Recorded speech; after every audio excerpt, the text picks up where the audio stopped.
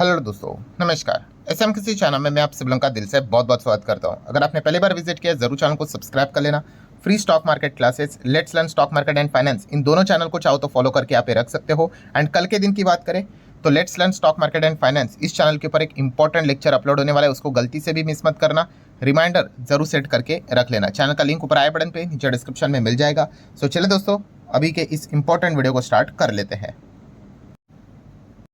ठीक है दोस्तों, अभी हम लोग आ चुके हैं बिल्कुल हमारे नॉर्मल स्क्रीन के ऊपर। तो दोस्तों आप सभी लोगों को पता ही है कि शेयर मार्केट की अगर हम लोग बात करें, ठीक है, खास करके हमारे इंडियन शेयर मार्केट की बात करें तो पहले इतना ज़्यादा पॉपुलर देखने को नहीं मिलता था। मतलब अगर हम ओवरऑल हमारे पॉपुलेशन के हिसाब से बात करें तो कितने डिमैट अकाउंट हम लोग को देखने को मिलते थे पता है?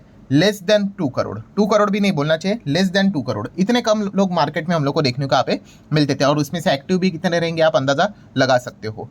पर अभी की अगर हम लोग यहाँ पे बात करें तो कितने डीमैट अकाउंट हम लोग को देखने को मिल जाते हैं? लगभग 185.3 मिलियन।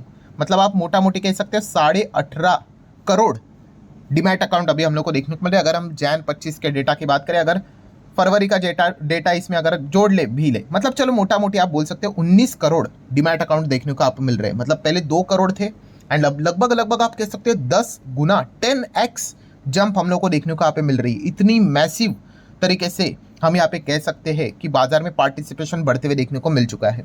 सो ऑब्वियसली इसके पीछे का रीज़न क्या था कि इतनी मैसिव ग्रोथ कैसे आ गई? तो डेफिनेटली इसके पीछे का एक रीज़न था कि कोविड 2020 में आप लोगों को पता है लॉकडाउन लग गया।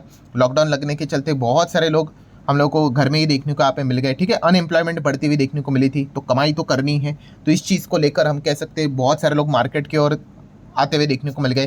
देन इंटरेस्ट रेट कट हुआ कोविड के वक्त, तो आप सभी लोगों को पता ही है कि तो बाजार में एकदम बुल रन देखने को मिल गया। मार्केट कोविड चल रहा था, डेली अगर हम लोग बात करें तो कितने सारे लोग पेशेंट, मतलब 1-1 लाख केस, 1.5 लाख केस देखने को मिल रहे थे। बट फिर भी रेट कट किया है, लोन बहुत ही सस्ते लेवल पे अवेलेबल था, ठीक है। तो इस चीज़ के चलते पूरे दुनिया भर के बाजार में तेजी, डाउ जोन्स में तेजी, हमारे मार्केट में तेजी, और इस तेजी के साथ आपको पता ही है बहुत सारे लोग फिर लगता है कि भाई मार्केट कितना सिंपल है करके।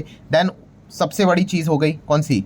तो वेब सीरीज आ गई स्कैम 1992। इस चीज़ को देखकर आपको पता है बहुत सारे लोग एकदम इमोशनल डिसीजन लेने वाले होते हैं। पिक्चर देख लेते हैं और पिक्चर देखकर वो भी डिसीजन ले लेते कि चलो हम भी शेयर मार्केट में किस्मत आजमा लेते विदाउट एनी नॉलेज, ठीक है। तो इस प्रकार के चलते मतलब ओवरऑल कंक्लूजन क्या है? तो बाजार में हम लोग को एकदम ही मतलब भारी मात्रा में ग्रोथ देखने को मिल गई। काफ़ी सारे लोग मार्केट में आते हुए देखने को यहाँ पे मिले थे, और जो मैक्सिमम लोग थे, जैसे कि आपको पता ही है, नॉलेज काफ़ी बेसिक नॉलेज की कमी हम लोग को काफ़ी ज़्यादा देखने को यहाँ पे मिलती थी। एंड इसके बाद बहुत ज़्यादा हम लोग को प्रॉब्लम देखने को मिल गया। प्रॉब्लम मतलब क्या? देखिए, एंट्री तो मार्केट में बहुत सिंपल है, कोई भी एंटर कर सकता है, ठीक है।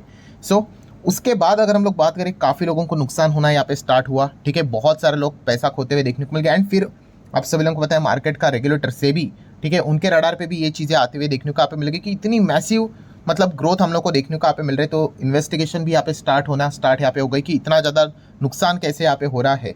सो बाद में यहाँ पे देखा गया कि ट्रेडिंग हम लोग को काफ़ी ज़्यादा बढ़ती हुई देखने को यहाँ पे मिल रही थी। बहुत ही मैसिव ग्रोथ ट्रेडिंग में देखने को यहाँ पे मिल रही थी। इन्वेस्टमेंट में इतनी ज़्यादा ग्रोथ नहीं थी।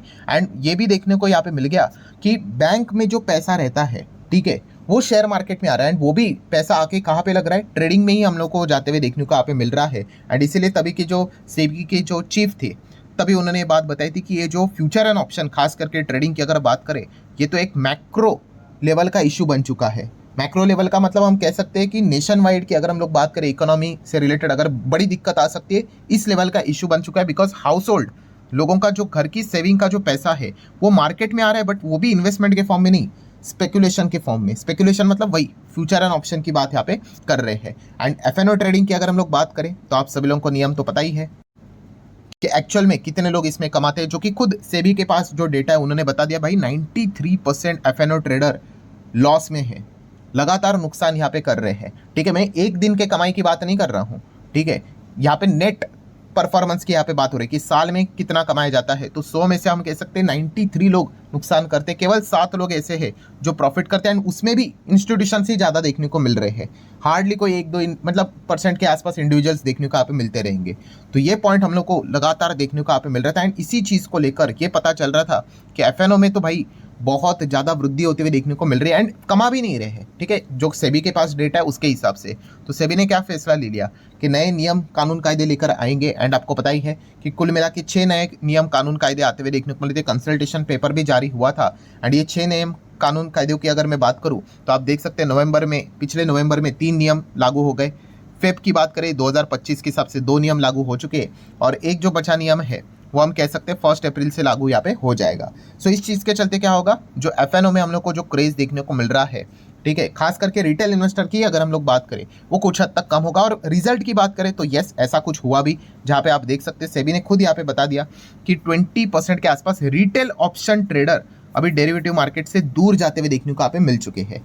सो हम कह सकते हैं जो क्लीन अप वाली जो मुहिम सेबी ने यहाँ पे हाथ में पकड़ी हुई है वो थोड़ा सही डायरेक्शन में यहाँ पे जा रही है। बट अभी भी 20% ही हम लोग को देखने को मिला है। अभी भी बहुत सारे रिटेल प्लेयर आज भी जोरों शोरों से एफएनओ में अपनी किस्मत आजमाते हुए देखने को यहाँ पे मिल रहे हैं। एंड रिसेंटली भी सेबी का नया डेटा सामने आया था, जहाँ पर आप देख सकते हो रिसेंटली जो नए सेबी के चीफ है उन्होंने भी ये बात यहाँ पे सामने रखी थी। प्लस सेबी के जो होल टाइम मेंबर भी हम लोग को देखने को यहाँ पे मिल जाते, उन्होंने भी ये बात सामने रखी थी कि अभी भी डेटा तो वैसा ही है कि 90% जो ट्रेडर हम लोग को देखने को मिल रहे हैं डेरिवेटिव कॉन्ट्रैक्ट्स में पैसा हम लोग को खोते हुए देखने को यहाँ पे मिल रहे हैं। एंड तभी भी मैंने आप लोगों को एक बात बताई थी कि यस, कि सेबी अभी इसके बाद भी मतलब रुकने वाला है नहीं, कोई ना कोई नए नियम कानून कायदे कुछ तो वो ऐसी चीज़ें लेकर आएंगे कि जिस चीज़ के चलते जो रिटेल पार्टिसिपेशन हम लोग को एफएनओ में खास करके जो देखने को यहाँ पे मिल रहा है वो और भी कम यहाँ पे हो सके। सो इसी पॉइंट को लेकर अगर हम बात करें दोस्तों तो एक आज के दिन एक बहुत बड़ी सॉलिड ब्रेकिंग न्यूज़ हमारे सामने आते हुए देखने को मिले, जो कि आप गूगल करके भी देख सकते हो। बट एज यूजुअल ये खबर कंप्लीटली रिपोर्ट्स के जरिए है। रिपोर्ट्स के जरिए मतलब अभी तक ऑफिशियली ये सामने नहीं आए, इसके ऊपर काम चल रहा है, ठीक है। मार्केट में हो तो आपको पता ही है भाई 90% चीज़ें रिपोर्ट्स के जरिए हमारे सामने यहाँ पे आती रहती है। एंड इससे रिलेटेड क्या खबर अभी सामने आ रही है रिपोर्ट्स के जरिए कि अभी शेयर मार्केट से रिलेटेड यहाँ पे टेस्ट यहाँ पे देना पड़ेगा। टेस्ट बोले तो आप एग्जाम कह सकते हो, एग्जाम देना पड़ेगा अगर आप मार्केट में यहाँ पे काम करते हो तो, ठीक है। अगर आप पैसा मार्केट में लगाते हो, प्रॉफिट कमाना चाहते हो तो आपको एग्जाम देना पड़ेगा। अभी जैसे आपने ये सुना तो आपके दिमाग में एक चीज़ तो आ ही जाएगी भाई, किसके लिए, क्या सबके लिए? तो आप सभी लोगों को पता है मार्केट में 2 ही चीज़ें होती है, एक होती है इन्वेस्टिंग, दूसरा होता है ट्रेडिंग। तो रिपोर्ट के जरिए खबरें तो यहाँ पे सामने आ रही है दोस्तों। इन्वेस्टिंग के लिए कोई भी यहाँ पे हम लोग को टेस्ट बेस्ट देने की जरूरत यहाँ पे नहीं पड़ेगी। वैसे भी इन्वेस्टमेंट करते ही कितने लोग हैं, बहुत कम, बहुत कम। अभी जाके हम कह सकते हैं म्यूचुअल फंड में थोड़ा बहुत एक अच्छा परफॉर्मेंस देखने को यहाँ पे मिल रहा है, ठीक है। बट मैक्सिमम जो हम लोगों को चीज़ें देखने को मिल जाती है वो ट्रेडिंग में ही हम लोग को देखने को यहाँ पे मिल जाती है। जो डीमैट अकाउंट वाली जो चीज़ें रहती है वो ट्रेडिंग के हिसाब से ही देखी जाती है, क्योंकि म्यूचुअल फंड में आपको निवेश करना है तो आपको कोई डीमैट अकाउंट की भी आवश्यकता नहीं होती है, ठीक है, आप डायरेक्टली निवेश कर सकते हो।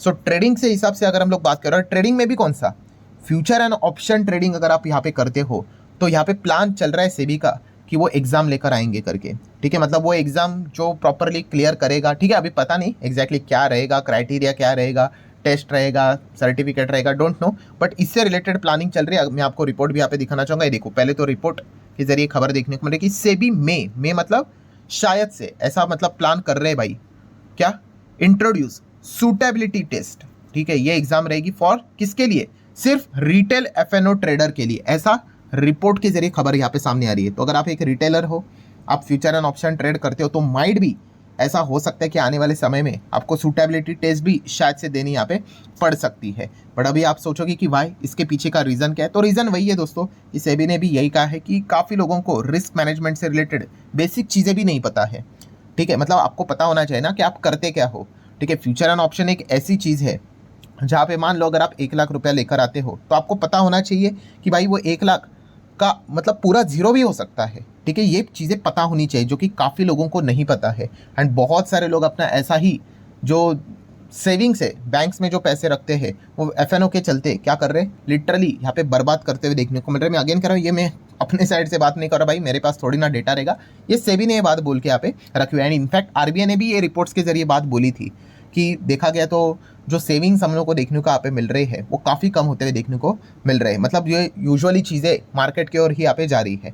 तो मोस्ट प्रोबेबली ये टेस्ट लेने के पीछे का रीज़न अगर आप यहाँ पे पूछ रहे हो, ठीक है, अगर ऐसा हुआ तो 2 ही चीज़ रहेगी कि एक, कि क्या पर्याप्त मात्रा में फंड्स अवेलेबल है, ठीक है।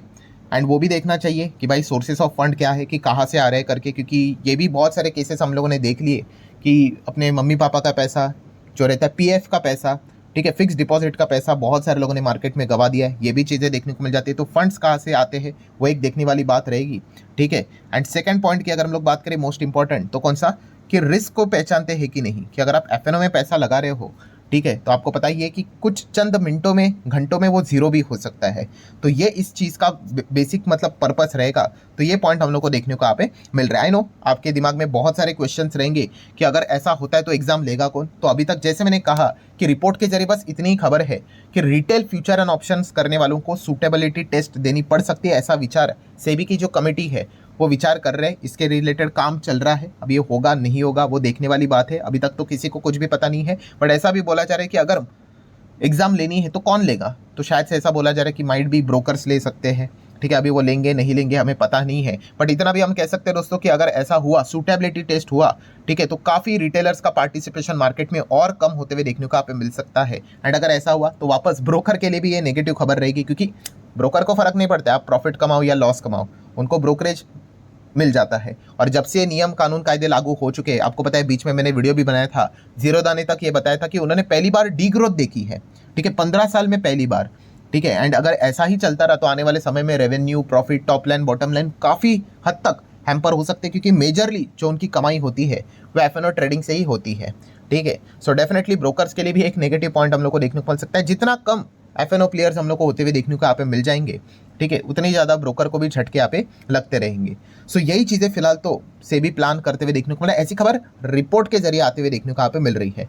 सो आपका क्या विचार है इस चीज़ को लेकर, आप चाहो तो जरूर कमेंट सेक्शन में रख सकते हो। सरकार ने एफएनओ को रोकने के लिए क्या किया था आपको पता ही है, उन्होंने एसटीटी को बढ़ा दिया था, ठीक है, टैक्स बढ़ा दिया था। आप बेसिकली ऐसा भी यहाँ पे कह सकते हो। वो तो उन्होंने पहले ऐसा बोला था कि ट्रेडिंग को रोकना चाहते, तो फिर ऐसा किया, उसी के साथ साथ उन्होंने तो इन्वेस्टमेंट के ऊपर भी टैक्स बढ़ा दिया, 10 का 12.5 कर दिया था, ठीक है, वो भी एक चीज़ देखने को मिली थी। तो वो तो एक डिफरेंट डिबेटेबल पॉइंट यहाँ पे हो गया।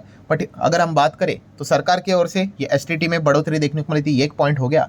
एंड दूसरा, सेबी की ओर से तो रेस्ट्रिक्शन उन्होंने डाले थे, अभी एक और इस प्रकार की चीज़ भी यहाँ पे सामने आ सकती है, ऐसी बातें देखने को मिल रही है। सो इसके ऊपर के विचार आप चाहो तो अपने राय कमेंट सेक्शन में रख सकते हो। आशा करता हूँ ये अपडेट आपको पसंद आया होगा, चाहो तो इसको लाइक एंड शेयर कर सकते हो। मिलते हैं नेक्स्ट वीडियो में, तब तक के लिए बाय बाय।